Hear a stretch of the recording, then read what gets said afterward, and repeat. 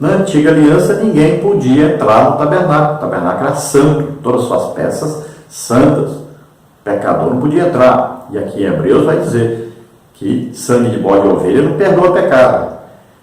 Então as pessoas iam lá, mas continuavam sendo pecadores.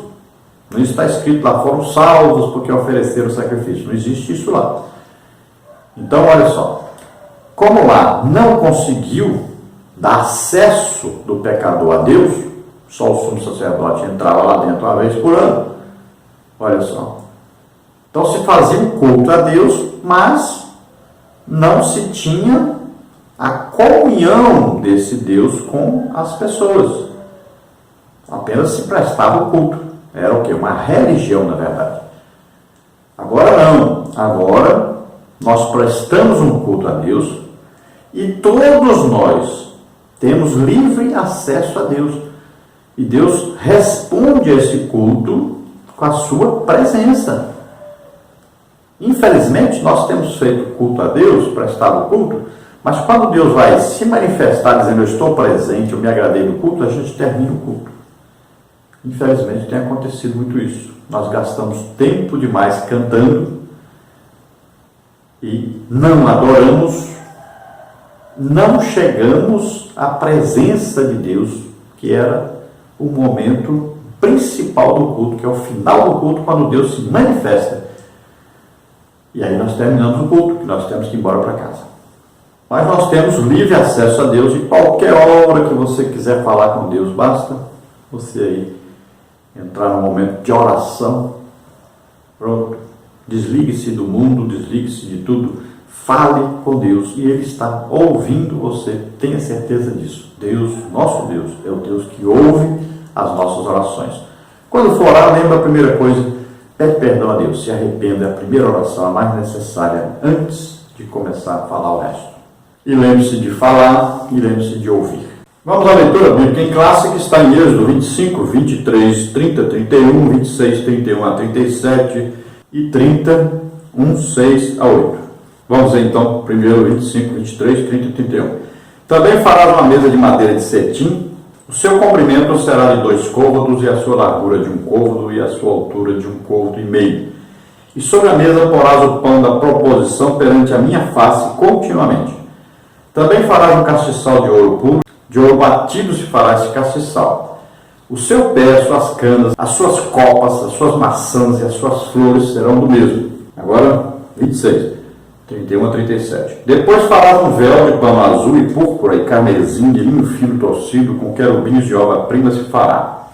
E porás sobre 4 colunas de madeira de cetim cobertas de ouro, sobre 4 bases de prata. Seus colchetes serão de ouro. Pendurarás o véu debaixo dos colchetes e meterás a arca do testemunho ali dentro do véu. E este véu fará separação entre o santuário e o lugar santíssimo. E porás a coberta do propiciatório sobre a arca do testemunho no lugar santíssimo. E a mesa porás fora do véu, e o castiçal defronte da mesa, ao lado do tabernáculo, para o sul, e a mesa porás à banda do norte. Farás também para a porta da tenda uma coberta de pano azul e púrpura e carmesim, e linho fino torcido, de obra de bordador. E farás para esta coberta 5 colunas de madeira de cetim, e a cobrirás de ouro, seus colchetes serão de ouro, e far-lhe-ás de fundição 5 bases de cobre. Agora Êxodo 30, 1, 6, 7, 8. E farás um altar para queimar um incenso de madeira de cetim, o farás. E o porás diante do véu que está diante da arca do testemunho, diante do propiciatório, que está sobre o testemunho, onde me ajuntarei contigo. E Arão sobre ele queimará o incenso das especiarias cada manhã, quando põe em ordem as lâmpadas, o queimará. E acendendo Arão as lâmpadas à tarde, o queimará. Este será incenso contínuo perante o Senhor pelas vossas gerações. Então a lição aí tem que prestar bem atenção, que existe diferença, né? Olha aí, um véu para entrar no lugar santo é como aquele véu para entrar no tabernáculo. Bases de cobre, né? 4 colunas. Então veja que existem detalhes aí que nós temos que descobrir. Por exemplo, esta porta, esse véu, tem as mesmas cores do véu de entrada no tabernáculo. Só que na entrada do tabernáculo tem o quê? 4 colunas, que tem o significado dos 4 evangelhos, não é? Nós já vimos isso, representa os 4 evangelhos. Agora, nessa porta aqui, entra o lugar santo, ali naquele véu, embora tenha as mesmas cores, agora tem 5 colunas, não são 4 mais, são 5. Indicam que o serviço, agora são os ministérios, que é Efésios 4:11, né? Apóstolo, profeta, evangelista, pastor e mestre. Então, tem essa diferença, tá? E nós vamos ver aí mais detalhes estudando a lição. O tempo é curto, nós temos que correr bastante com a lição. Aí temos que prestar atenção também que o véu, embora tenha 4 cores, não tem querubins. Já o véu de entrada para o Santo dos Santos, este tem querubins. Então, nessa lição, nós teremos os seguintes tópicos e seguintes subtópicos. Tópico 1, lugar santo, um local de serviço e comunhão com Deus. Subtópico 1, que lugar é esse? Subtópico 2, um lugar de serviço e adoração. Subtópico 3, o propósito do lugar santo. Tópico 2, as 3 peças que compõem o interior do lugar santo. Subtópico 1, os mobiliários do lugar. Tópico 2, o castiçal de ouro. Tópico 3, a mesa com os pães da proposição. Subtópico 4, o altar de incenso. No tópico 3, o véu que demarca o lugar santo e o lugar santíssimo. Subtópico 1, o primeiro véu. Subtópico 2, o segundo véu. Então, esses os tópicos e subtópicos. Vamos então para a introdução da lição, que diz o seguinte: local do serviço de comunhão com Deus, as peças do tabernáculo denotavam a sacralidade do lugar. Os 2 véus realçavam a santidade que o local requeria. O lugar santo tem muito a nos dizer, por isso estudaremos a sua simbologia, pois esta tem muito a ensinar-nos nesses dias difíceis e trabalhosos. Há a consolação deste estudo. Então, estudando o lugar santo, nós vamos ver aí, é um local que representa aí serviço, comunhão com Deus. Vamos ver aí que é um lugar santo que requeria uma santificação, requeria sacrifícios para se poder entrar ali. Então, era um lugar que exigia que aqueles que entrassem estivessem em santidade. Não podia entrar de jeito nenhum sem primeiro lavar as mãos e os pés. E ali dentro só entrava Arão e os seus filhos, os sacerdotes. E no dia da expiação, nem mesmo os filhos de Arão podiam entrar, só Arão que entrava para ministrar a expiação. Vamos ver então, tópico 1, lugar santo, um local de serviço e comunhão com Deus. Subtópico 1, que lugar é esse? Subtópico 2, um lugar de serviço e adoração. Subtópico 3, o propósito do lugar santo. Subtópico 1, que lugar é esse? O texto de Êxodo 26:33 mostra a distinção dos 2 compartimentos do tabernáculo. O primeiro é chamado de santuário, ou lugar santo, e o segundo, Santo dos Santos, ou lugar santíssimo. O primeiro aparece como local de serviço, no qual somente os sacerdotes podiam entrar para oficiar diante de Deus. Hebreus 9:6. Os israelitas limitavam-se a trazer suas ofertas do altar dos holocaustos.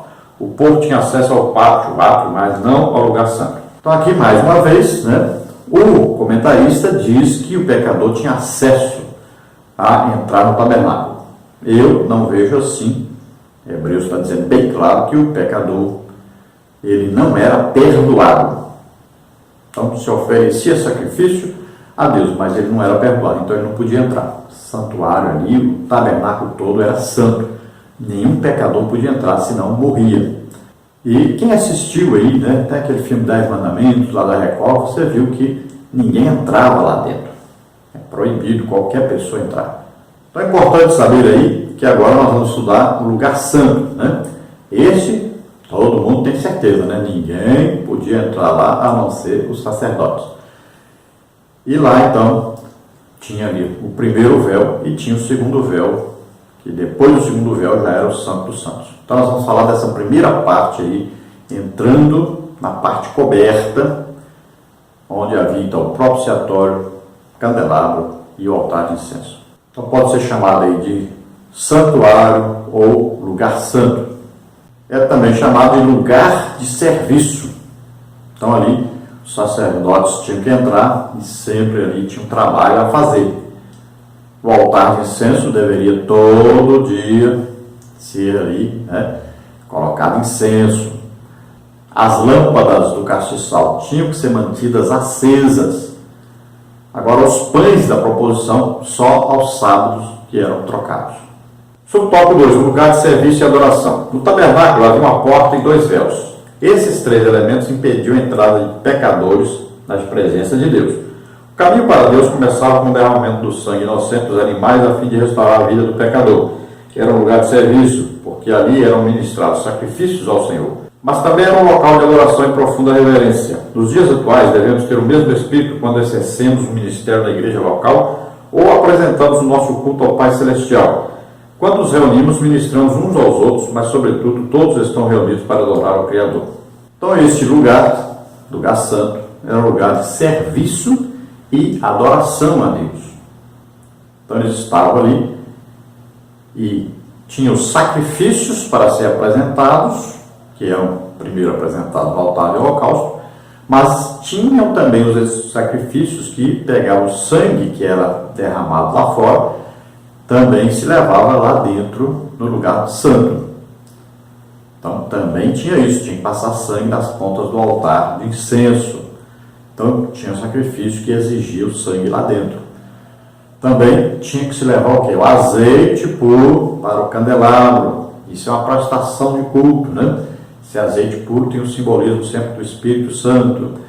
Tinha também que trocar os pães da proposição todo dia de sábado. Então, era um serviço a ser feito ali dentro, sempre buscando a adoração a Deus, sempre buscando que Deus se agradasse, buscando que a manifestação, a presença de Deus. Então, veja que no culto, né, quando nós nos ajoelhamos, antes de começar o culto e oramos, olha, nós já estamos iniciando o culto, a reverência, né, temor de Deus, desejo de que Deus fale conosco, nos abençoe. Tudo é prestação de culto. E você vai adorando a Deus, né? Então, o sentido do culto não é pedir a Deus as coisas, mas adorar a Deus pelo que Ele é. Então, Ele é o quê? Primeira coisa, devemos lembrar que Deus é onisciente, Ele sabe tudo. Isso é importante saber. Depois, saber que Deus é onipresente, está presente em toda parte ao mesmo tempo. E outra coisa é saber que Deus é onipotente, Ele pode qualquer coisa, não existe nada impossível para Deus. Então isso aí é adorar a Deus, saber que Ele é. Tem muita gente que esquece quem Deus é, e é importante saber isso. Aí durante o culto nós temos que nos lembrar que Deus é amor, é misericórdia, é bondoso, misericordioso. Então tudo isso envolve esse culto de adoração a Deus. E o culto, Paulo explicando sobre o culto, né, ele diz que no culto tem salmo, tem profecia, tem línguas, tem interpretação. Olha aí, todo culto tem manifestações do Espírito Santo, né? Tem a pregação da palavra, tem os cânticos, olha aí, são várias coisas do culto, tem os testemunhos. Então devemos aprender com a palavra de Deus o que é um culto. Nós hoje temos resumido o culto a praticamente música e um pouquinho de pregação. Subtópico 3, o propósito do lugar santo. Tinha-se como principal função ser o local onde os sacerdotes ministravam sacrifícios pelas diversas espécies de pecados cometidos pelo povo israelita. A cada violação individual, familiar ou nacional, o sacerdote entrava no lugar santo e apresentava a Deus um sacrifício. Ali estava explícita a santidade de Deus, pois este lugar era o local adequado para restaurar a vida do pecador diante de Deus. Entretanto, a representação dos sacrifícios não era perfeita nem suficiente, como registra a Epístola aos Hebreus, Hebreus 9, de 11 a 14. Hoje sabemos que foi Cristo quem apresentou um sacrifício perfeito e suficiente no lugar santo, por meio do seu próprio sangue, garantindo-nos em seu nome a remissão de todos os nossos pecados. Por isso, quem está em Cristo tem o privilégio de entrar na presença de Deus. Efésios 2, 18, 19, Hebreus 10, 19 a 22. Então veja, lá fora tinha um tribunal onde eram julgadas, né, as causas e onde se decidia que sacrifício fazer. Então o pecador apresentava o sacrifício que foi determinado. O sumo sacerdote entrava no lugar do pecador para oferecer esse sacrifício e apresentar a Deus. Aí, lá no lugar santo, então se fazia o quê? Lá se oferecia a Deus um culto para que este culto aplacasse a ira de Deus, cobrisse o pecado do pecador. O pecado não era perdoado, era coberto. Então impedia que a ira de Deus se derramasse sobre o pecador. É isso que acontecia. Não havia salvação. Não havia novo nascimento.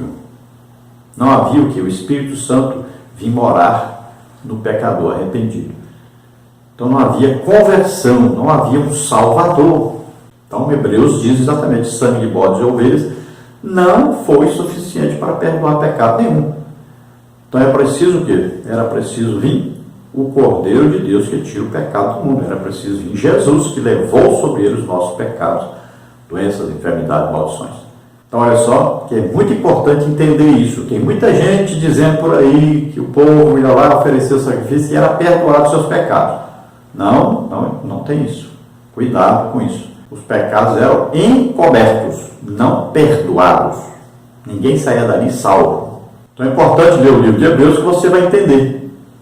Se fosse suficiente a lei e todos os sacrifícios oferecidos a Deus ali no Antigo Testamento, se fosse suficiente para a salvação das pessoas, não havia necessidade de Jesus vir.